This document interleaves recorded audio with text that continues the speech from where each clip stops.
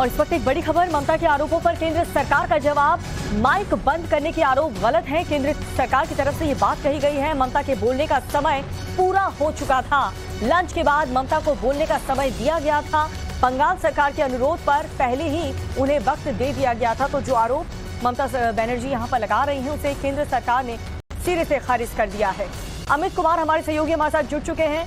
अमित, ममता बनर्जी ने जो आरोप लगाए थे केंद्र सरकार पर, उस पर क्या प्रूफ देकर के केंद्र सरकार ने इस आरोप को खारिज कर दिया है?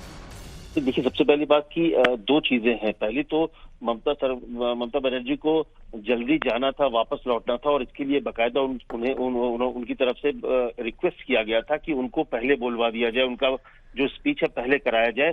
जो अल्फाबेटिकली स्टेट वाइज होता है उसमें उनका नंबर लंच के बाद आना था, तो उनको बीच में एकोमोडेट कराया गया। जो सोर्सेज कह रहे हैं कि किसी भी तरह से उनका माइक बंद नहीं हुआ।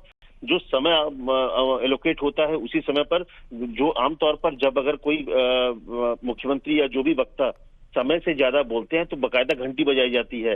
ये भी गवर्नमेंट सोर्सेज की तरफ से जानकारी मिल रही है कि जब ममता बनर्जी बोल रही थी, जब उनका समय खत्म हुआ तो जो एक घड़ी का जो इंडिकेशन होता है उसके अलावा कोई बेल तक नहीं बजाया गया और उन्होंने अपना भाषण खत्म किया और इसके बाद वो निकल गई, क्योंकि उनको वापस बंगाल जाना था और ये पहले से तय था। कोई ऐसा नहीं कि वो नाराज होकर भाषण बीच में छोड़कर चली गई, क्योंकि पहले ये बता दिया गया था कि दोपहर में उनकी फ्लाइट है तो वो समय से पहले जाना चाहती है, इसलिए उनका भाषण हो। तो इस तरह का जो आरोप लग रहा है कि उनका माइक बंद कर दिया गया, वो नहीं आएंगी, इस तरह के मीटिंग में शामिल होंगी और वो नाराज होकर चली गई, इस तरह के तमाम आरोप बेबुनियाद है। कहीं पर भी उनका माइक बंद नहीं था, ना ही उनको बीच में बोलने से रोका गया।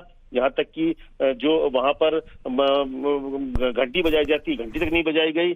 तो ऐसे में केंद्र सरकार की तरफ से जो सोर्सेज, गवर्नमेंट सोर्सेज हैं कि ये जो आरोप लगाए जा रहे हैं कि उन्हें बोलने का मौका नहीं दिया, ये गलत है। पूरी तरह से इसके इन बातों का गवर्नमेंट सोर्सेज के हवाले से खंडन किया गया है। जी, बहुत बहुत शुक्रिया अमित आपका इस जानकारी के लिए।